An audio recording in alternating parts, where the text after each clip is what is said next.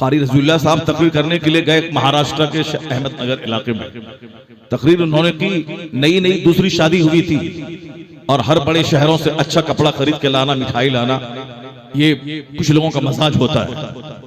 अब एक तमन्ना नहीं होगी कि नई नई शादी हुई है, पहली बीवी मर गई थी, दूसरी शादी उन्होंने की थी, मगर उन्हें क्या खबर थी कि मैं तोहफा लेके घर जाऊंगा या मेरी डेड बॉडी घर जाएगी या मेरी लाश घर जाएगी। वो खुद नहीं गए। खिताबत के खत्म होने के बाद उनकी रूह परवास कर गई स्टेज पर ही। स्टेज पर बेहोश हो गए, हॉस्पिटल गए, रास्ते में इंतकाल कर गए और फिर यहां से उनकी डेड बॉडी घर गई। कोई नहीं जानता कि कल क्या होगा, व्हाट विल हैपन टुमारो। कल आदमी गरीब रहेगा कि कल मरेगा, कि कल बीमार होगा, कल जलील होगा। ये सारे खतरात दुनिया में रहते हैं। अब दुनिया में जीने के लिए सलीके हयात सीखना होगा कि गरीब रहे तो कैसे जिए, मालदार रहे तो कैसे जिए, सेहतमंद रहे तो कैसे जिए, बीमार पड़े तो कैसे जिए, इज्जतदार रहे तो कैसे जिए, जलील रहे तो कैसे जिए, फकीर बने तो कैसे जिए, खौफ का माहौल हो तो कैसे जिए, अमन का माहौल हो तो कैसे जिए, जवान रहे तो कैसे जिए, बुढ़ापे में आए तो कैसे जिए। ये सलीके हयात किसी के पास मौजूद नहीं है। अगर दुनिया में किसी के पास मौजूद है वह तन्हा जात मोहम्मद अरबी की है, जो माँ की गोद से लेके कब्र की गोद तक सारा निज़ाम हयात अपने गुलामों को अता फरमाया। हाँ, तुम ही लगाओ नारा। तुम खुद नहीं समझता कि मैं नारा क्यों लगा रहा हूं। ये खुद नहीं समझता नारा क्यों लगा रहा हूं। जो अक्लमंद लोग, पढ़े लिखे लोग हैं, वो उनको नारा लगाना चाहिए। अक्लमंद लोगों को आगे बैठना चाहिए। बैठे हमारे बच्चे सामने बैठे हुए हैं। यही मेरे जलसों का मजाक कि बच्चे सामने बैठे रहें। उन लोगों की मजलिसों में आगे कुर्सी लगती है, आगे सहाफी बैठते हैं, आगे जर्नलिस्ट बैठते हैं, आगे स्कूल के टीचर बैठते हैं, आगे प्रोफेसर बैठते हैं, उसके बाद आम लोग बैठते हैं। और हमारे जलसे के मजाज ये है कि आगे हमारे बच्चे बैठते हैं, आगे हमारे वह लोग बैठते हैं जो नात शरीफ सुनने के बाद उछलते और कूदते हैं। ये हमारा जलसा है। हमारे जलसे में आधी रात तक 12 बजे तक नातखानी होती है, जिसमें कव्वाली का मजा लिया जाता है। और फिर 12 बजे के बाद जब नींद की आगोश में मजमा चला जाता है, तब कुरान हदीस की बात सुनाने के लिए एक मौलवी को बुलाया जाता है। दूसरों के जलसे जब खत्म होने का टाइम होता है, उस वक्त हमारे जलसे में दीन की बात सुनाने के लिए किसी मौलवी को बैठाया जाता है, ताकि आधे लोग भाग जाएं और सुनने का मजाज ना रहे, लोग सोते रहें। इस तरह से कुरान हदीस की बात की तौहीन होती रहे, अपमान होता रहे, ताकि आने वाले वक्त में कोई अपने बच्चे को आलिम नहीं बनाए। वरना आलिम बनने का मतलब है कि कोई उनकी बात नहीं सुनेगा, और अगर गवैया बनने का मतलब है कि सारा मजमा उछल उछल कर पैसा भी देगा और दाद भी देगा सारा मजमा, तो अब सोचेगा कि आलिम बनने में 20 साल कौन दिमाग जलाएगा। हिंदी ही में नात शरीफ लिख करके उसकी नकल और प्रैक्टिस की जाए, चाहे उर्दू आए ना आए, ताकि नात पढ़े, पैसा भी मिलेगा, इज्जत भी मिलेगी, और आसपास 2-4 लुच्चे लफंगे भी चलेंगे। मौलाना का सूटकेस उठाने वाला कोई नहीं है, मौलाना को सलाम करने वाला कोई नहीं है। और जो उर्दू नहीं आती है, जिसको हिंदी में नात लिख के पढ़ता है गाने के तर्ज पे, उसके आगे पीछे 10 लुच्चे लफंगे रहते हैं, उसका हाथ चूमते, उसका सूटकेस उठाते हैं और उसको स्टेशन तक छोड़ने जाते हैं और लेने के लिए उनको जाते हैं। अब ये बताएं कि अब उन लोग गवैया में बनेगा तो क्या बनेगा? आलिम बनेंगे लोग? दीन सिखाने वाला बनेंगे? कोई नहीं बनेंगे। दीन तो उस वक्त लोग सिखाते थे जब हिंदुस्तान का बादशाह औरंगजेब जामा मस्जिद दिल्ली से नमाज पढ़ने के बाद जब निकलते थे, पूरे हिंदुस्तान का बाताज बादशाह जो 50 साल 6 महीने से ज्यादा हिंदुस्तान पे अकेले शासन किया है, आज तक हिंदुस्तान की तारीख में इतने तवील अरसे तक हुकूमत करने वाला कोई दूसरा शासक नहीं आया जो दूध का दूध पानी का पानी फैसला करके पूरे भारत वर्ष को सजाया हो, संवारा हो, इसके खजाने का सही इस्तेमाल किया हो। यहाँ तक कि बादशाह दिल्ली के इंतकाल के बाद उसने उन्होंने जो वसीयत की थी, वो वसीयत मैं ये दर्ज था कि हिंदुस्तान के खजाने का पैसा मेरे कफन और मेरी कब्र की खुदाई में इस्तेमाल न किया जाए। उतना बड़ा शासक जब जामा मस्जिद दिल्ली से बाहर निकलता था और मुल्ला अहमद जीवन रहमतुल्लाह अलैह जो उनके उस्ताद थे, उनकी चप्पल वो सीधी करते थे तो सारा हिंदुस्तान तमन्ना करता था कि काश मेरा बेटा आलिम हो, जो इज्जत इन्हें मिली है वो इज्जत मेरे बेटे को हासिल हो जाती है। जब आलिमों को सम्मान दिया जाता है, जब आलिमों की गुफ्तगू सुनी जाती है, जब आलिमों को इज्जत दी जाती है, तब लोग अपने बच्चों को आलिम बनाते हैं। और जब आलिम अपमानित किए जाते हैं और जब आलिम प्रताड़ित किए जाते हैं, जब आलिम को मस्जिदों से निकालने की धमकियां दी जाती है, जब आलिमों की बात कोई नहीं सुनता और आलिम से कहा जाता है कि आपकी वजह से जलसा मेरा फलाप हो गया, और जलसे वाले भी गवैयों के आगे पीछे करते हैं और चाहते हैं कि मौलाना को 2000 रुपये ही देके काम चला ले। अब वो अगर 80,000 मांग ले तो 80,000 देने के बाद, पहले ही एडवांस देने के बाद, फिर उनको एक दिन में 10 बार फोन करना है ताकि वो फेल ना हो आए। और मौलाना को फोन तक नहीं करता है, वो आए तो ठीक है, नहीं आए तो कोई जलसा मेरा फर्क नहीं पड़ने वाला। जहां ऐसी बेहिसी हो, इस कदर उलमाए दीन की बेइज्जती हो, कोई बच्चा, कोई बाप अपने बेटों को आलिम नहीं बनाएगा। इसलिए इसको गिरह बांध के रख लें कि इज्जत से दुनिया में जीने के लिए इल्म जरूरी है, और इल्म दुनिया से ज्यादा इल्म दीन जरूरी है। इल्म दीन सलामत है तो दुनिया में इंसान मिलेंगे। और अगर मदरसा जिस दिन उजड़ गया, ये जलसा उजड़ गया, हराम हलाल समझाने वाला कोई नहीं रहा तो दुनिया कुत्तों से भर जाएगी, दुनिया सुअरों से भर जाएगी, दुनिया जानवरों से भर जाएगी। कैसा होगा वो दिन? जो हदीस का मफहूम है कि एक वक्त ऐसा आएगा, आम तौर पर खुले बंदों शराब पी जाएगी, यानी पानी से ज्यादा लोग शराब पिएंगे। ये बता दें कि आदमी पानी से ज्यादा शराब पिएगा नहीं, जब वह जानवर हो जाएगा तब वह शराब पानी से ज्यादा इस्तेमाल करेगा। और हदीस में आया है कि कयामत जब करीब आएगी, यज़हरु ज़िना, ज़िना ज़ाहिर हो जाएगा। लोगों को अपनी बीवी में कोई दिलचस्पी नहीं रह जाएगी, लोगों को इकलामबाजी में दिलचस्पी होगी, यानी औरतें से सोहबत करेंगी जिस तरह हॉस्टल में हो रहा है, मर्द से इकलामबाजी करेंगे जिस तरह आमतौर पर हॉस्टल और दीगर माहौल में हो रहा है। औरतों के लिए अल्लाह ने मर्द को बनाया, मर्दों के लिए अल्लाह ने औरत को बनाया, ताकि यह दोनों लीगल वे में शादी करके समाज को गवाह बना करके कि हम दोनों निकाह करके एक साथ रहने वाले हैं, ताकि यह दोनों एक दूसरे से फायदा हासिल करें। लेकिन जब शैतान हावी होगा तो आदमी शादी को बोझ समझेगा। शादी के लिए टका चाहिए 2 करोड़ रुपए, लड़का हो उसको नौकरी चाहिए तब शादी होगी, चाहे हर महीने तवाइफ के कोठे पे जाके मुंह काला करे वो सब चलेगा, मगर शादी करने के लिए कार्ड छपाने के लिए 1 लाख रुपए चाहिए, डेकोरेशन के लिए 10 लाख रुपए चाहिए, वलीमा के लिए 20 लाख रुपए चाहिए, लड़की को जेवर देने के लिए 40 लाख रुपए चाहिए। और जब तक ये पैसे ना हो उस वक्त तक शादी नहीं होगी। और चाहे हर महीने लड़का ज़िना करे, चाहे रोजाना लड़का बाथरूम में जाके मुश्तजनी करे, यानी हाथ से मनी निकाले, चूंकि ख्वाहिश को कहां ले जाएगा। इसलिए मुश्तजनी करने वालों की तादाद बढ़ गई क्योंकि शादी को मुश्किल बना दिया गया। इकलामबाजों की तादाद बढ़ गई क्योंकि शादी को मुश्किल बना दिया गया। तवाइफ के कोठे पे जाने वालों की तादाद बढ़ गई क्योंकि शादी को मुश्किल बना दिया गया। शादी बगैर कार्ड छपाई के नहीं होगी, शादी बगैर 10 करोड़ के नहीं होगी, शादी बगैर कपड़ा और जेवरात की रस्म की अदायगी के बगैर नहीं होगी। करा भी आंख बंद करके सोच लेते कि मैं बड़ा या मेरे मुस्तफा बड़ा। मुस्तफा इमामुल अंबिया वल मुरसलीन है, सारी कायनात के सरदार है, महबूबे परवरदिगार है। अगर वो चाहते तो अपनी बेटी फातिमा की शादी मैं जन्नत से खाना 1 लाख सहाबा के लिए ले आते। अगर चाहते तो हजरत अली को जन्नत से सोने का ताज ला के पहना देते। मगर कायनात के मालिक को मुख्तार मुस्तफा ने अपनी बेटी की शादी मस्जिद नबवी में 2-4-10 सहाबा के बीच में उसी पुराने लिबास में कर दिया, उस अली से जिस अली के पास रहने का अपना घर तक नहीं था, जिस अली को ज़ाहिरी तौर पर कोई मुलाजमत नहीं थी। जब शादी हुई मौला अली की फातिमा ज़हरा से तो दूसरे किसी सहाबी ने एक घर मौला अली को हिबा के तौर पर दिया, ये घर मेरी तरफ से आपको गिफ्ट है। मुस्तफा ने मौला अली को अपनी बेटी दे दी, जबकि ज़ाहिरी तौर पर कोई जरिए माश उनके पास नहीं था। अब मस्जिद नबवी में शादी कर दी।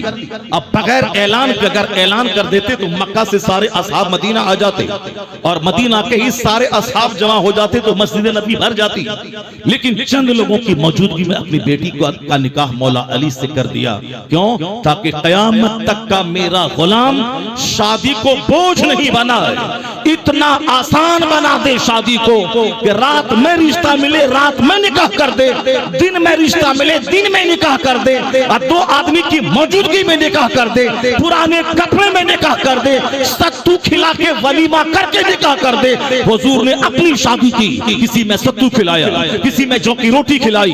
एक बड़ा सबसे बड़ा वलीमा था जनाब ज़ैनब बिन्त जहश से आपने अक़्द किया, तब आपने रोटी और बकरे का गोश्त खिलाया था। उसके अलावा दूसरी शादियों में किसी में सत्तू, किसी में खजूर, ये खिलाया, ये वलीमा है। और यहाँ वलीमे में 10 करोड़ रुपए खर्च होंगे तब होगी शादी, कार्ड छपाई में 50,000 खर्च होंगे तब होगी शादी। ये मुसलमान सलील न होगा तो क्या होगा? हमें हमारी सारी इज्जत इसी में है कि मैं अल्लाह की बात मानूं, मेरी सारी इज्जत इसी में है कि मैं मुस्तफा की गुलामी करूं, मेरी सारी इज्जत इसी में है कि मैं असहाब और अहले बैत को अपने लिए मॉडल मानूं, मेरी सारी इज्जत इसी में है गौस ख्वाजा और रजा के तरीके पे चलो। काम सारा शैतान का है। और जब मुसीबत आती है तो कहते हैं कि अल्लाह कहाँ है, रसूलुल्लाह कहाँ है, गौसे आजम कहाँ है। ये मत बोल अल्लाह कहाँ है, अल्लाह तेरी शहर से ज्यादा करीब है, मगर तू झांक के देख के तू कहाँ खड़ा है, तू कहाँ है, तेरी शादी कहाँ है, तेरा वलीमा कहाँ है, तेरा कपड़ा कहाँ है, तेरा घर कहाँ है, तेरी बेटियां कहाँ है, तेरे बच्चे कहाँ है, तेरे जीने का अंदाज कहाँ है। तू आज बदल के पक्का मोहम्मदी हो जा, जमीन खजाने उगलेगी, आसमान रहमतों की बारिश बरसा देगा।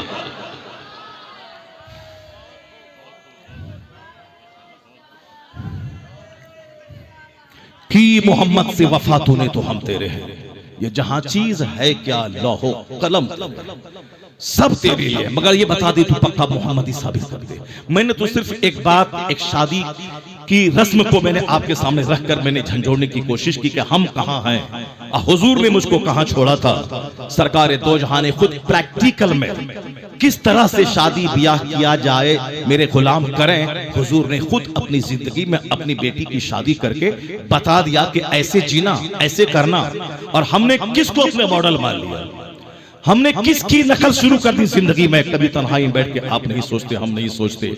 इसलिए हमारा बेटा जब सामने मौजूद होता है, कोई मुस्लिम समाज का बेटा, उसका जोग्राफिया आप पहले देख लिए खड़े होकर, उनके सर के बाल देखे कि किस तरह से सर के बाल इसके, आखिर किसकी नकल में ये बाल रखा। उनसे पूछे कि गौसे आजम ने ऐसा बाल रखा है क्या, ख्वाजा गरीब नवाज ने ऐसा बाल रखा है क्या, आला हजरत का ऐसा बाल था क्या, उन्होंने किताब में लिखा हुआ कि ऐसे बाल रखो, चारों तरफ से मूंड के और बीच में औरतों की झोटा और चूटी की तरह बाल रखो, क्या ऐसा किसी किताब में है? क्या मस्जिद के इमाम साहब ने ऐसा रखा है क्या?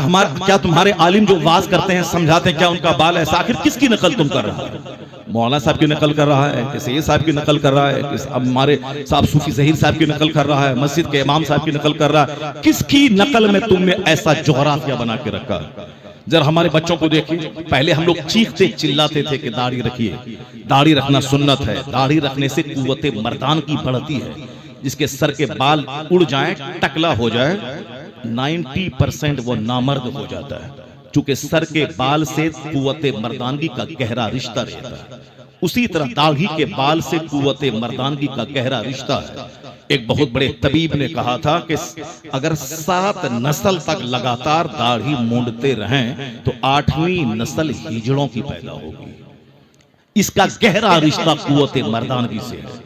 यही वजह है कि अभी आपने सुना कि सरकार गौसे आजम ने 4 शादी की। गौसे आजम को 49 औलाद थी, 49 औलाद। हम लोग एक बीवी में आउट हो गए, हम लोग 2-4 बच्चे में आउट हो गए, या 49 औलाद। 2 बच्चे हैं, कहां से कैसे खिलाएं, कहां से खिलाएं? चेहरा सूखा रहता है, दिल उजड़ा उजड़ा सा रहता है, प्रेशर हाई मेरे पास, शुगर मेरे पास, हार्ट की बीमारी मेरे पास। साहब कौन कौन सी बीमारी नहीं तो सबसे बड़ी बीमारी गम और परेशानी मेरे पास। रोजी की तलाश में नमाज गई, रोजा गया, ज़कात गई, हज गया। हज फर्ज हुआ था 10-20 साल पहले, अब तक हज में ताखीर हो रही, चूंकि मकान बनाना, गाड़ी खरीदना, 5 बच्चे हैं, शादी ब्याह, घर मकान, बिजनेस, पढ़ाना लिखाना, डॉक्टर इंजीनियर बनाना, चाहे उनका बेटा पाजी हो, उनका बेटा बेनमाजी हो, चाहे डीएम बन जाए, पैसा कमा के मर जाए, चाहे सुभान रब्बियल आला कहना तक ना आता हो, सूरे फातिहा की तिलावत तक ना आती हो, रहे वो डीएम रहे एसपी, मगर सूरे फातिहा तक ना आती हो, सब चलेगा। नमाज रोजा कुछ ना आए, सब चलेगा, मगर डीएम बने, मास्टर बने, दारोगा बने, ताकि नौकरी करके 2 रोटी कमाए, और 2 रोटी कमा के खाए पिए, और उसके बाद फिर मर जाए। अब मरने के बाद वहां जाए और जहां खरबों साल अब मौत ही नहीं आएगी, दुनिया में तो 100 साल के अंदर ही मर जाना है, चाहे डीएम बन के मरे, चाहे चपरासी बन के मरे, चाहे 70 साल की उम्र में, चाहे 25 साल की उम्र में, मरना तो है।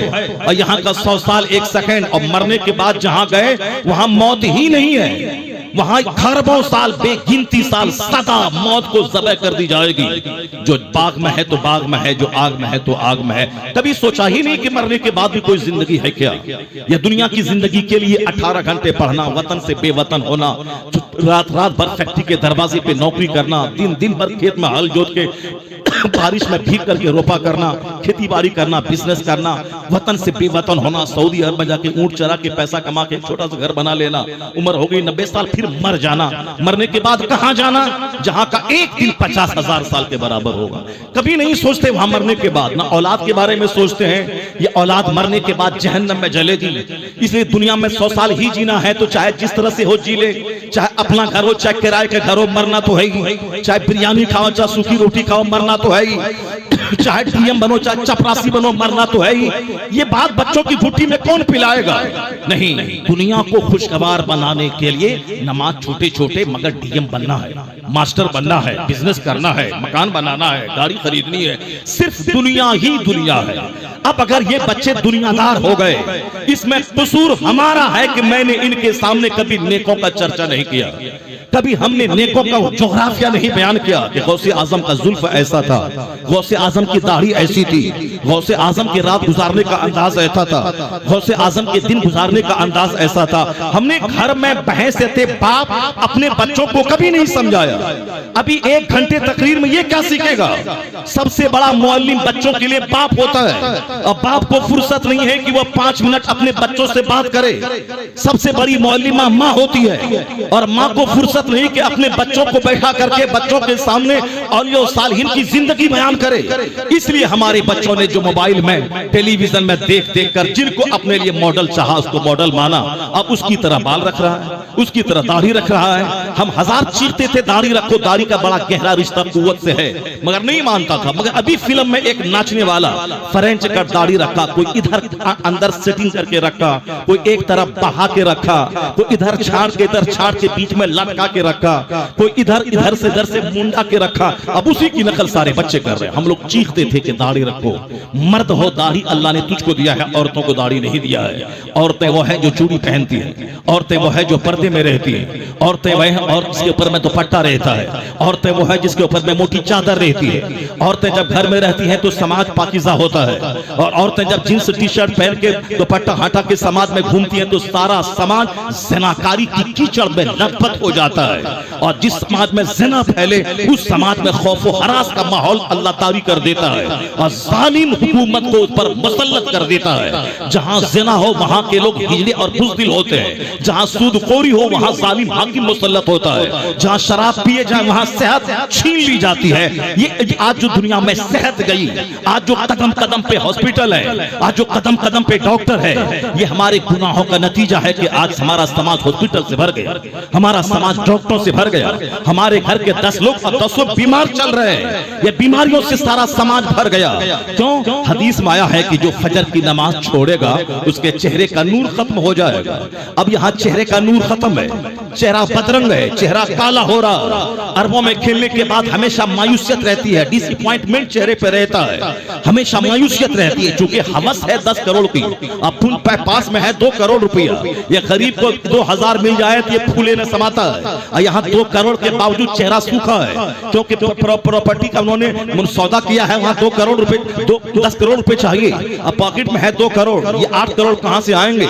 इसी फिक्र में इसका दिमाग उड़ा रहता है, होपलेस रहता है, पागल हो जाता है, नहीं काम पूरा हो तो जहर खा के मर जाता है। महलों में रहने वाला ज्यादा जहर खा रहा है, फिल्म इंडस्ट्रीज में नाचने वाला जिसकी पैरवी में मेरा बच्चा जोकर की तरफ बाल रखता है और दाढ़ी रखता है, वो जहर खा के रोजाना मर रहा है। और आए दिन वो जिम में, फिल्म इंडस्ट्री का सबसे खूबसूरत नौजवान अभी 5 महीना पहले जिम में हेल्दी बनने के लिए वो लोहे को घुमा रहा था, चक्कर आया, गिरा, वहीं मर गया। बिल्कुल 35 साल का खूबसूरत नौजवान वहां मर गया। मौत जिम का चक्कर लगा रही है। शादी की महफिल में डांस करते हुए कई केसेस, कई खबरें आई कि औरतें नाच रही थी, चक्कर आया, मर गई। मर्द नाच रहा था, 70 साल का बूढ़ा नाच रहा था पोती की शादी में, मर गया। 18 साल का जवान बुला के नचवाया जा रहा था और अचानक अटैक आया, वही शादी की महफिल में पड़ गया। फिर भी हमारी आंख नहीं खुलती है, हम नहीं देखते हैं जब फिल्म इंडस्ट्री का रहने वाला जहर खा के मर रहा है। जहां लालच है जहर खाना होगा, और जहां सब्र है वहां चाहे किराए के घर जाना हो, अल्लाह बादशाहों जैसा सुकून अता कर देता है। जहां बादशाहत है वहां लालच है, वो बादशाहत फकीरी से बदतर है। और जहां सब्र है, जहां कनात है, जहां तवक्कुल है, जहां इस्तिगना है, जहां बेनियाजी है, जहां देने की प्रवृत्ति है लेने की नहीं, जहां सब्र है उससे बड़ा बादशाह कोई नहीं है। इसलिए अल्लाह ने चैन का सारा रिश्ता मुस्तफा की सुन्नतों के साथ वाबस्ता कर दिया। सुकून और चैन का सारा रिश्ता मुस्तफा की सुन्नतों के साथ वाबस्ता कर दिया। जो मेरे महबूब की गुलामी करे, महबूब की बात माने, महबूब की तालीम पे अमल करे, महबूब के इरशाद को अपने लिए मशअले राह बनाए, वो रहे किराए के घर में उनका चेहरा गुलाब की तरह खिला रहता है। जैसे कभी नहीं सुना होगा कोई अल्लाह वाला खुदकुशी किया हो, कभी नहीं सुना होगा कोई एक आलिम रब्बानी खुदकुशी किया हो। हाँ, कोई लुच्चा लफंगा कम पढ़ा लिखा मौलवी जो मस्जिद में इमामत करता था और तनख्वाह नहीं बढ़ी, वह फांसी के फंदे पे लटक गया। उस मौलवी को तो लटक ही जाना चाहिए, उसको तो फांसी के फंदे पे जाके जहन्नम ही चला जाना चाहिए। बदतमीज, तुमने क्या पढ़ा कुरान में, तुमने क्या पढ़ा हदीस में? अगर ये बदतमीज फांसी पे लटकने वाला, ये बदतमीज अगर मुस्तफा की जिंदगी पढ़ लेता, ये तो सिर्फ नात पढ़ने के लिए वह हिंदी में कलाम लिखा, ये तो मस्जिद में इमामत करने के लिए वो 10 रकात 10 सूरत को रट लिया है। ये बदतमीज अगर मुस्तफा की सीरत पढ़ लेता कि 2-2 महीने तक हुजूर के चूल्हे में आग नहीं सुलगती थी, 2-2 महीने तक मुस्तफा के चूल्हे में आग नहीं सुलगती थी, खजूर और पानी पे गुजर बसर होता था। सैयदा आयशा से पूछा किसी साहबी ने कि कैसे गुजर बसर होता था, कहा सिर्फ इल्ला सौदान 2 काली चीजों से, खजूर और पानी से। अलबत्ता पड़ोस में एक शख्स था जो कभी कभार बकरी दूह कर दूध हुजूर की खिदमत में प्याले में पेश कर देता था, और हुजूर ना खा करके वह दूध मुझे दे दिया करते, ना पी करके मुझे दे दिया करते थे। ये 2-2 महीने तक चूल्हे में आग नहीं सुलगती थी। सैयदा आयशा कहती हैं रायतुल हिलाल व रायतुल हिलाल उखरा सुम्मा रायतुल हिलाल उखरा, मैं चांद देखती, फिर दूसरे महीने का चांद देखती, तीसरे महीने का चांद देखती, लगातार 2 महीने गुजर जाते मगर चूल्हे में आग नहीं सुलगती थी कि रोटी बना ले, सालन बना ले। किसकी नकल करता है तू? किसी राम की, किसी सीता की, किसी महाभारत को पढ़ता है, कोई गीता पढ़ता है, मॉडिफाइड बाइबल पढ़ता, क्या पढ़ता है तुम? अगर तुम मुस्तफा को पढ़ लिए होते तो कभी ये 5000 रुपए तनख्वाह की वजह से ये खतरनाक कदम उठा के तुम खरबों साल के जहन्नम में नहीं जाते, खुदकुशी करके अपनी जिंदगी को आग में नहीं डालते। अगर मुस्तफा को पढ़ लेते तो तुम सब्र के साथ रहते। अगर सब्र नहीं होता तो जवान था, अब इमामत छोड़ करके तू जाके फैक्ट्री में नौकरी करता, वहां 25,000 महीना कमाता, दुनिया में जीने का हुनर सीखता, उसके बाद फिर मुसीबतों की आंखों में आंखें डाल के सब्र के साथ दुनिया में जिंदा रहता। जो मुस्तफा से हट के जिएगा उसे तो जहर खा के मरना ही पड़ेगा, और जो मुस्तफा को पढ़ के जिएगा वह गरीब रहेगा तो मुस्कुराता रहेगा, मालदार रहेगा तो मुस्कुराता रहेगा।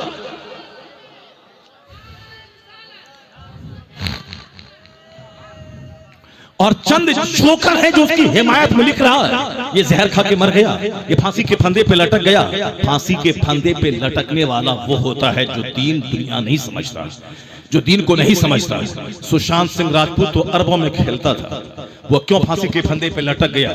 सिर्फ गरीबी से झुंझला के बहुत सारे लोग हैं जो मकतब में कमाते हैं 5,000 रुपए महीना, कहां जहर खा के मर रहे हैं। बहुत सारे लोग हैं हमारे झालिदा में जो ठेला और रेड़ी पे सेब बेचकर दिन में 300 रुपए कमा के जीते हैं, कहां वो खुदकुशी कर रहे हैं। बहुत सारे लोग हैं सड़क के किनारे, वो सेब और फटा हुआ संतरा बेचते हैं, 200 रुपए कमाते हैं, कहां जहर खा के मरते हैं। बहुत सारे हमारे समाज के मजदूर हैं जो 5 घंटे 8 घंटे ईंट ईंट ठोकर नीचे से 3 मंजिला मकान पे ईंट चढ़ाते हैं, पसीने में शराबोर होके।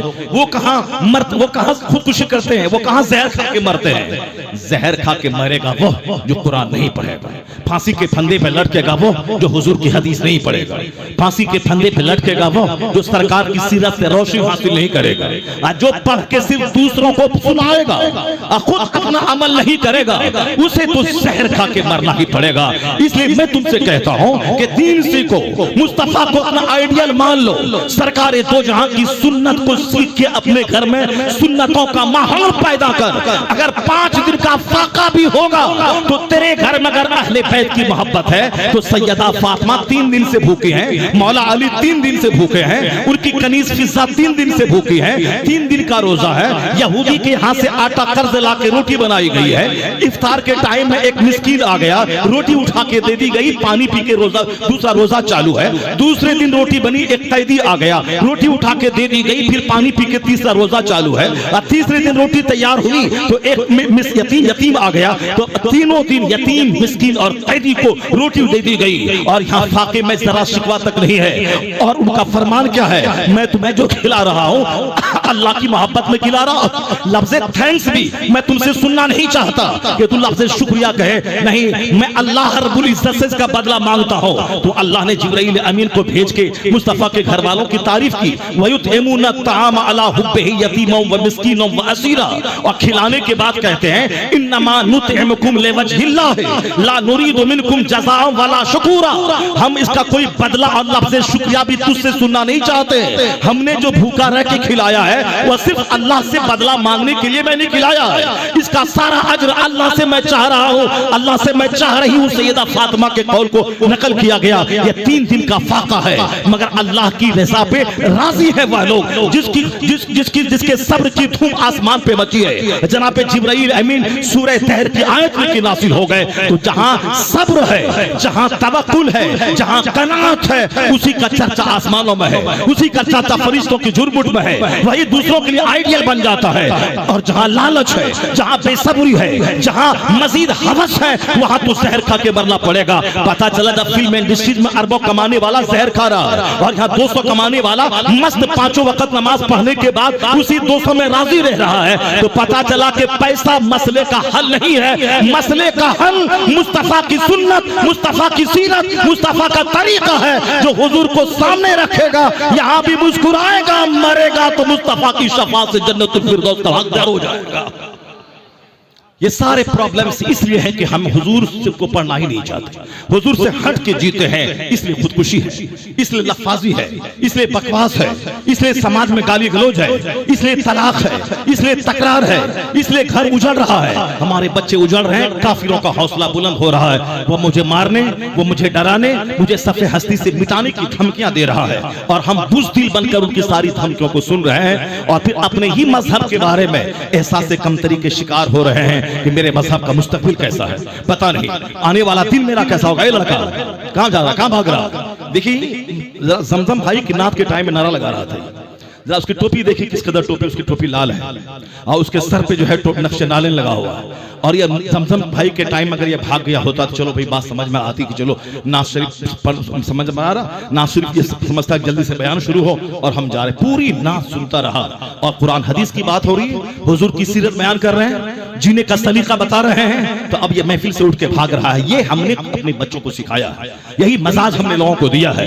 जलसा को इसलिए उठ गया होगा, इस हम बदगुमानी नहीं कर रहे हैं, अगर किसी वजह से उठ गया तो ठीक है, वरना नहीं तो आमतौर पर जो बच्चों का नेचर है वो तकरीर में कॉमेडी सुनना चाहता है, वह तकरीर में लतीफा सुनना चाहता है, वह तकरीर में बगैर सर पैर के लच्छेदार जुमले सुनना चाहता है, ताकि साहब बोले बोले बोले पटाख से पटक करके नारा लगवा दे। जो हमारे लोगों ने माहौल बना दिया, पटक के नारा लगवाने का जो माहौल बना दिया है, सलीके से कुरान हदीस और सीरत की बात ही कोई नहीं सुनना चाहते। इसीलिए उसी माहौल का असर है कि मन नहीं लगता। तो अगर मन नहीं लगेगा तो सुन लो, आने वाले दिन में कोई तकरीर नहीं करेगा, इस स्टेज पर शेख चिल्ली आएगा। और जिस तरह से आना शुरू हो गया है, रामपुर, मुरादाबाद, पीलीभीत इलाके में उर्स उसकी तकरीब में शेख चिल्ली को लोग बुला रहे हैं। वह शेख चिल्ली पूरी टीम के साथ 5 लाख 6 लाख रुपए लोग देते हैं उसको, और उसको 5 स्टार होटल में रखते हैं। हम जैसे मौलवियों को तो जहां तहां लोग रखवाते हैं, अब बिस्किट और दालमूट खिलाते हैं, और उन शेख चिल्ली को आदमी 5 स्टार होटल में रखता है, और लग्जरी कार, कीमती कार में उसको लाता है, और उसको 5 लाख रुपए जो फीस उसकी वो देता है, और दौराने लतीफा जो लाखों रुपए उस पर छूट की शक्ल में आते वो सब लेके समेट के 10 लाख रुपए जाता है। क्या बोला वो? सिर्फ लतीफा इतना हंसाया कि हंस हंस के पेट में दर्द होने लगा सारे लोग। ये इसके जिम्मेदार हम हैं। जब हम तकरीर में कुरान हदीस नहीं सुना करके लतीफा सुनाएंगे तो कमेटी वाला तो बोलेगा तुमसे अच्छा लतीफा तो शेख चिल्ली सुना रहा है, तुमसे अच्छा लतीफा शेख चिल्ली सुनाता है, उसको ही क्यों नहीं बुलाया? जब तुम भी लतीफा ही बोलता है, तुम भी लतीफा ही सुनाता है, तो क्यों नहीं बेहतर है कि शेख चिल्ली को बुला ले? अगर तुम नात में हु करके कव्वाली का मजा लेके सुनाता है और अपने से ला करके मशीन पे उंगली डाल डाल करके उसे गाने बजाने म्यूजिक की आवाज निकालता है, फिर तुमको लोग क्यों सुनेगा? कव्वाल के क्यों नहीं बुलाएगा? कव्वाल आएगा हारमोनियम और तबला से सजा हुआ स्टेज पर बैठेगा, अब वह सुनाएगा, लंबा लंबा बाल रखेगा, वो कव्वाल सुनाएगा। जब तुम भी नात शरीफ में कव्वाली ही का रंग भरना चाहता है तो तुझसे अच्छा रंग तो कव्वाल भर देगा, इसे कव्वाल को लाया जाएगा। अगर आपने जलसे की कद्र नहीं की, कुरान हदीस के सुनने का माहौल नहीं बनाया और नात खानी को कम नहीं किया, सिर्फ एक नात होगी जैसे अजमल और बेकल पढ़ते थे, 5 अशार पढ़ते थे, उसके बाद 5 घंटे की तकरीर होती थी। नज़ामी साहब हैं, अल्लामा रसूल कादी अलैहि रहमा है, वह साहब बड़े बड़े खुतबा आ रहे हैं, नात हुई 5 मिनट के लिए, उसके बाद सिर्फ खिताब हो रहा है। और बाद के दिनों में जब नात खानी लंबी हुई तो हमारे बुजुर्गों ने कहा था कि आने वाले वक्त में फिर देखना ये सर का दर्द हो जाएगा। बुजुर्गों ने कहा था और वाकई आज सर का दर्द हो गया। आज तकरीर कोई सुना नहीं चाहता है सिवाय नात खानी के। इसलिए महफिल को अगर बचाना है शेख चिल्ली से, और महफिल को बचाना है कॉमेडियन से, महफिल को बचाना है कव्वालों से, तो आलिमों की कद्र करनी होगी, तकरीर को सुनना होगा, और तकरीर में कहानी, किस्सा, कॉमेडी को हटाकर सिर्फ कुरान पढ़ना होगा। अल्लाह बड़ा है तो अल्लाह की बात भी सबसे बड़ी है। जो हौसला अल्लाह की बात से मिल सकता है वो गैर खुदा की बात से मिल ही नहीं सकता। ये कसूर हमारा है कि मैं मुताला नहीं करता, इसलिए मैं कॉमेडी का सहारा लेता हूं, मैं कहानी का सहारा लेता हूं। अगर तुम खतीब हो तो कुरान पढ़ो, कुरान पढ़ के लोगों को बताओ, लोगों को हौसला दो, हुजूर की हदीस पढ़ के बताओ कि हुजूर ने क्या कहा है। फिर उसके बाद तब खिताबत का हक अदा होगा। किस्सा कहानी और कॉमेडी से नहीं होगा। हाँ हाँ हाँ हाँ करने से काम नहीं चलेगा, एक्टिंग करने से काम नहीं चलेगा, लिबास बदलने से काम नहीं चलेगा। कुरान पढ़ के सुना, हुजूर की हदीस सुना, सरकार की सीरत सुना, और महफिल 1 घंटे की हो मगर पूरी मजहबी महफिल हो, ना कि उसमें दुनिया उसमें मिक्स हो जाए। अगर ऐसा हुआ तो यहाँ से नौजवान उठेंगे तो मस्जिद की बर्बादी का रोना नहीं, मस्जिद की आबादी का मंजर देखने को मिल जाएगा। अल्लाह तबारक व तआला हम सबों को दीन सुनने, दीन सीखने और दीनी महफिलों की कद्र की तौफीक अता फरमाए। मैंने बात वहां से उठाई थी, वाज से दिल जिंदा होता है, तकरीर से आदमी का ख्याल बदलता है, आदमी जिंदगी में यू टर्न लेता है। कैसे लेता है? एक मिसाल मैं देता हूं आपको कि गुफ्तगू कैसे आदमी की तकदीर बदल देती है, गुफ्तगू आदमी के कैसे सोच बदल देती है, गुफ्तगू का क्या असर होता है।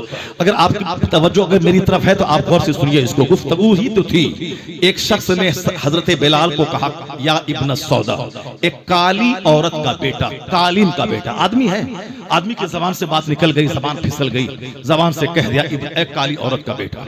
उन्होंने नहीं हाथ उठाया कि तुमने हमको क्यों कहा कालीन का बेटा, तुमने मेरी माँ लगा कि मुझको क्यों कहा, मार देंगे काट देंगे। नहीं, मारने काटने की बात वो करता है जिनके पास अकल नहीं होती है। ये मार काट सिर्फ जिहाद के लिए, जब मस्जिद की आबरू खतरे में पड़ जाए, जब हमारा मुसलमान बना रहना मुश्किल हो जाए, उस वक्त सिर्फ दुआ से काम नहीं चलेगा, उस वक्त दिमाग में जिहाद का जुनून चढ़ाना होगा। मरना तो है ही, चाहे बुज़दिल बन के क्यों मरे, हॉस्पिटल में एड़ी रगड़ के क्यों मरे, क्यों दूसरों के सामने खिगिया के मरे, मौत मरे वो 2-4-10 मुशरिकीन को जहन्नम पहुंचा दे, फिर शहादत की मौत मरे। फिर शहादत की मौत मैंने, ये है वो है जिहाद। जिहाद कब है? जब मेरा नमाज पढ़ना मुश्किल हो जाए। जिहाद वो है जब मेरा कुरान पढ़ना मुश्किल हो जाए। जिहाद उस वक्त में जबकि मेरी मस्जिद की आबरू का बचना मुश्किल हो जाए। उस वक्त फिर जिंदगी किस काम के लिए है? या जिंदगी ऐसे थोड़ी किसी लड़की के लिए जिया जाए, या दिल इसीलिए है कि किसी चौड़ा चमार को दिया जाए, या दिल इसीलिए है कि लिव इन में रहा जाए, या दिल इसीलिए है कि किसी डोमनी की बेटी को दे दिया जाए, या दिल इसीलिए है कि किसी चमार की बेटी को दे दिया जाए। जो लोग मोबाइल चला रही हैं, हमारी बेटियां मोबाइल चला रहे हैं, कि जो भी था उसमें नजर आया, चाहे वह चमार हो, चाहे यूज्ड हो, चाहे उसका 5 हमल गिर चुका हो, नहीं ये मेरे लिए है, मैं इसके लिए पैदा हुआ हूं, ये मेरे लिए पैदा हुई है, ये तमाशा है। और वो भी दिन रात नहीं अब्बा अम्मू हमको इसी से शादी करा दिए, चमार है, चौड़ा है, डोम है, हरिजन है, दलित है, कुछ भी है, सुअर चराने वाला है, मगर हम शादी इसी से करेंगे। ये तमाशा है इस मोबाइल का, ये दिल उसको चमार को दे दिए। ये हमारे बच्चे हैं जिसको डीएम बनने भेजा था, वो किसी लड़की से के इश्क में गिरफ्तार होकर लड़की को लेकर घर चला आया। बाप जमीन बेच के पढ़ाता था कोटा में, ताकि मेरा बेटा डीएम बनेगा, एसपी बनेगा, नीट निकालेगा, जेई निकालेगा, नाम ऊंचा करेगा। जमीन बेच दो, जमीन रह के क्या करे? बच्चों को पढ़ाना है, लिखाना है। जमीन बेच दिया, घर किराए पे रख दिया, ताकि मेरा बेटा पढ़ेगा, मेडिकल निकालेगा, आईएएस निकालेगा, यूपीएससी निकालेगा, मेरा बेटा नाम ऊंचा करेगा। अब वहां बेटा छोकरीबाजी करके चला आया, वहां से लड़की को लेके चला आया, तो मेरा बेटा इश्कबाज हो रहा, और दूसरों हरिजनों के बच्चे डीएम बन रहे हैं। अब मेरी बेटी इश्कबाज हो रही, और हरिजनों की बेटी 4 बच्चे की मां होने के बाद मेरे बिहार में वो बीपीएससी कंप्लीट करके वो ब्लॉक डेवलपमेंट ऑफिसर बन रही है। और हमारी बेटियां कुंवारी ही में सारा फोकस मोबाइल पे देके और किसी चमार को दिल दे रही है। अब साहब को हरिजन की बेटी डीएम बन रही है। ये है जो मोबाइल पे फोकस करेगा उसका दिल तो उजड़ ही जाएगा, और जो किताब पर फोकस करेगा वो अपने समाज का नाम रोशन करेगा, वो अपने खानदान का नाम रोशन करेगा, वो पढ़ने लिखने के बाद अच्छी जिंदगी गुजारने का एक सामान करेगा। ये दिल नहीं है कि जिसको तिसको दिया जाए। दिल की हिफाजत कर, दिल को उजड़ने से बचा, और पूछ आला हजरत से ये दिल किस काम के लिए है, तो आला हजरत आशिक रसूल बताएंगे, दिल है वो दिल जो तेरी याद से मामूर रहा, सर है वो सर जो तेरे कदमों पे कुर्बान है।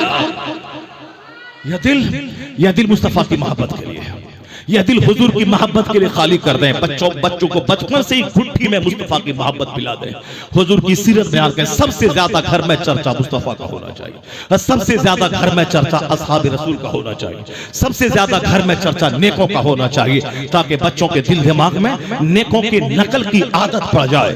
यहाँ तो चर्चा दिन रात है कि वो डॉक्टर बना अरबपति बन गया, वो इंजीनियर बना खरबपति बन गया, वो मास्टर बना 1 लाख महीना कमाने लगा, वो इंजीनियर बना 10 लाख अमेरिका में कमाने लगा, घर बनाया, मकान बनाया, गाड़ी खरीदा, उसके बाद मर गया। ये कोई बाप नहीं बताता है कि वो अमेरिका में 10 लाख महीना कमाया, 90 साल उम्र होगी, वहां से घर आया और 1 दर्जन बीमारी लेके आया और अचानक चक्कर आया, मर गया, बाथरूम में मर गया। ये कोई नहीं बताता। ये मौत का चर्चा अपने घर में बच्चों के सामने करना होगा।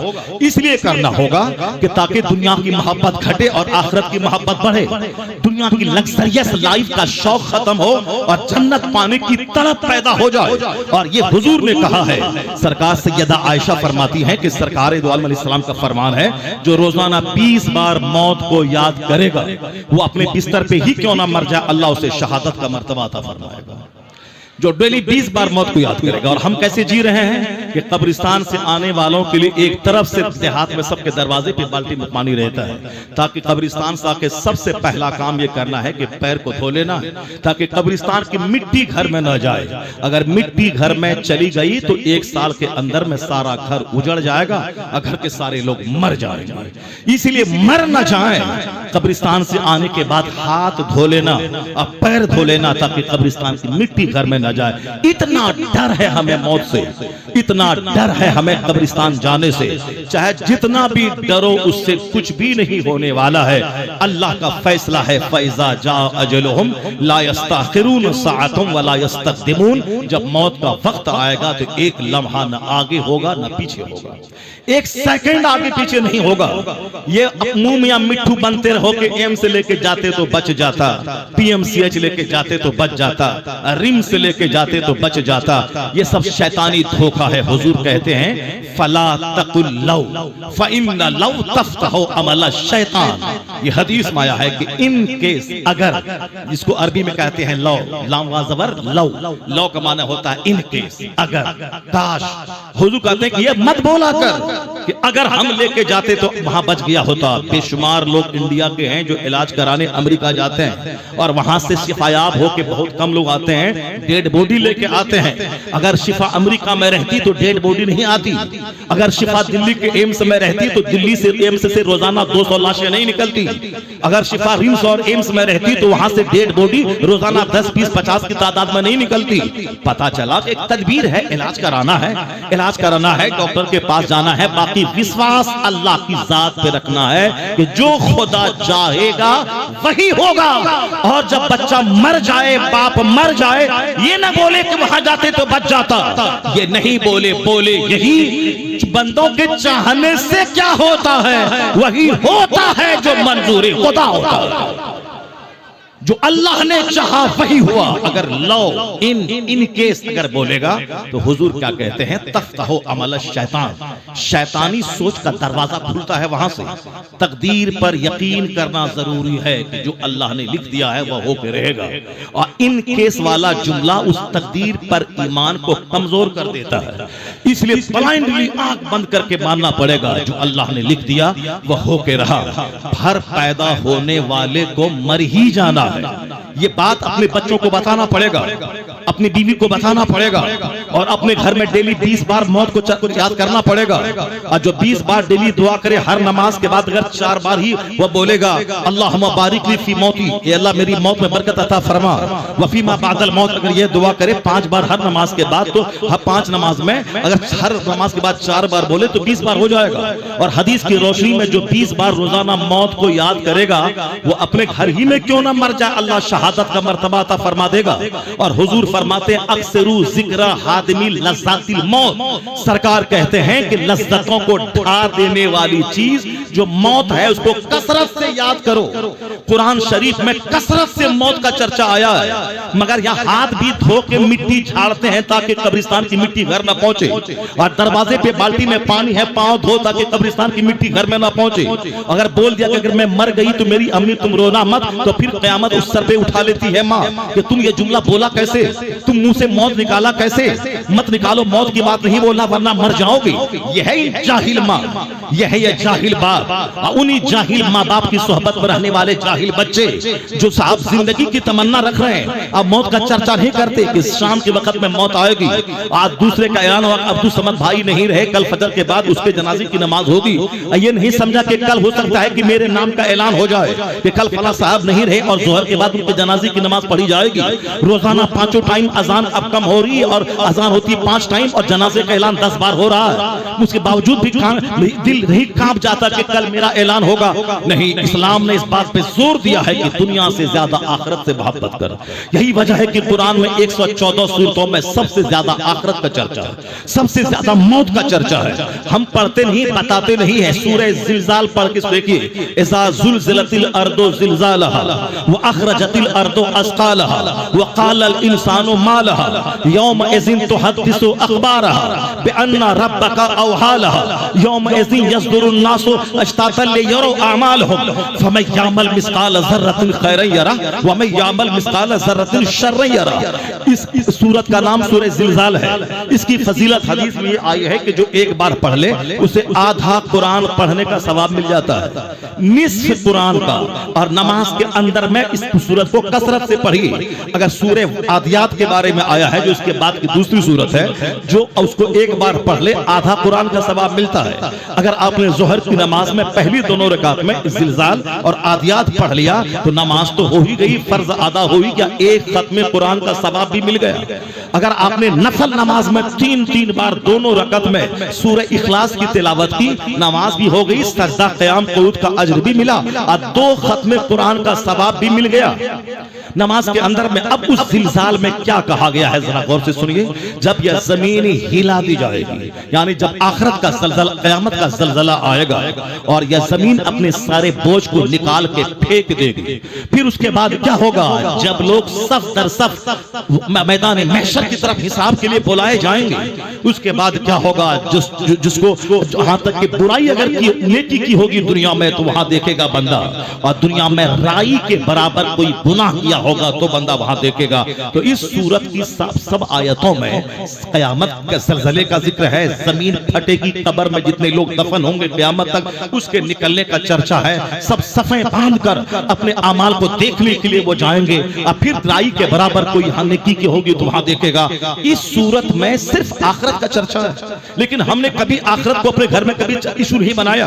और गौसे आजम का चर्चा किया भी तो क्या किया, गौसे आजम का लंगर बांटो मालदार बन जाओगे, गौसे आजम का तोशे कादरिया को मालदार बन जाओगे, गौसे आजम की नियाज हर महीने की 11 तारीख को दिलाओ मालदार बन जाओगे, मालदार बन जाओगे, मालदार बन जाओगे, मालदार बन जाओगे। इसीलिए हमने नियाज की लंगर बांटा, तोशे कादरिया किया और खत्म कादरिया की तकरीब की। जन्नत जाने के लिए नहीं, सुन्नतों पे अमल के लिए नहीं, घर के सारे बच्चों का मजाज मजहबी बन जाए नहीं, सिर्फ ये लंगर चलाओ पैसा बढ़ जाएगा, खत्म कादरिया करो माल बढ़ जाएगा। ये सारी बोली माल माल माल माल, ये बोली तो काफिर भी बोलता है कि हम जगन्नाथपुरी गए तो हमारा ये महल बन गया, हम काशी विश्वनाथ बनारस गए तो वहां आए थे फैक्ट्री बन गई, हम गोरखधाम गए, गोरखपुर गए, वहां से आए ये मेरा बेटा पैदा हो गया। वही बोली तू बोलेगा जो बोली काफिर बोलता है कि बेटा मिलेगा, बेटी मिलेगी, माल मिलेगा, मकान मिलेगा, जमीन मिलेगी, दुकान मिलेगी, यही बोली बोलेगा। यही बोली सरकार गौसे आजम का इसलिए नाम है गौसे आजम, तो उस वली का नाम है जिसने 40 सिक्के सोने के डकैतों के सामने उठा के फेंक दिए। और जब डकैतों ने बोला कि तुम अगर कह देते कि मेरे पास नहीं है, ऐसी खुफिया जगह यह माल था कि हम ढूंढने के बावजूद भी निकाल नहीं पाते, तो तुमने क्यों जाहिर कर दिया कि जब मैंने पूछा माल है तो तुमने क्यों नहीं बोला कि मेरे पास माल नहीं है। मैं तो तलाश के बावजूद नहीं निकाल पाता, ऐसी पोशीदा जगहों पे माल था। गौसे आजम के तेवर ने क्या बताया, 40 सिक्के की हैसियत क्या है, 40 पहाड़ भी कोई गोल्ड का मुझको दे और कहे कि अब्दुल कादिर झूठ बोल ये पहाड़ मिल जाएगा। गौसे आजम के तेवर ने समझाया कि मैं उस सोने के पहाड़ पे थूक दूंगा मगर जबान को झूठ से आलूदा नहीं करूंगा।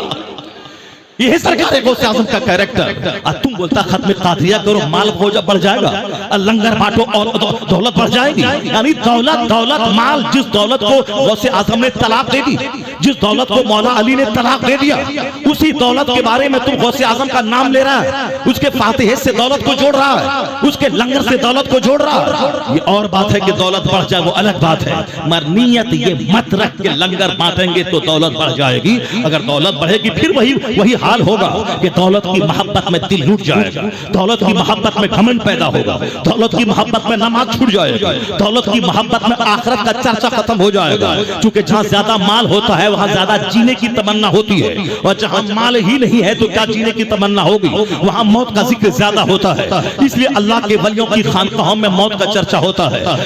हजरत अबू अब्दुल्लाह सुलेमान जज़ूली रहमतुल्लाह अलैह जो दलाइल खैरात शरीफ के मुअल्लिफ हैं, जब उन मदरसे में उनका कमरा खास था, उनके वालिद को पास शिकायत पहुंची ये दूसरे कमरे में नहीं रहता है, एक टूटा सा हुजरा उन्होंने अपने कमरे में या किसी को कमरे में जाने नहीं देता है। उनका बाप परेशान हो गया कि मेरा बेटा आखिर उस बंद कमरे में करता क्या है। वो परेशान होकर एक बार गया मदरसे में, जिम्मेदार से बात की और अपने बेटे के हुजरे में गया।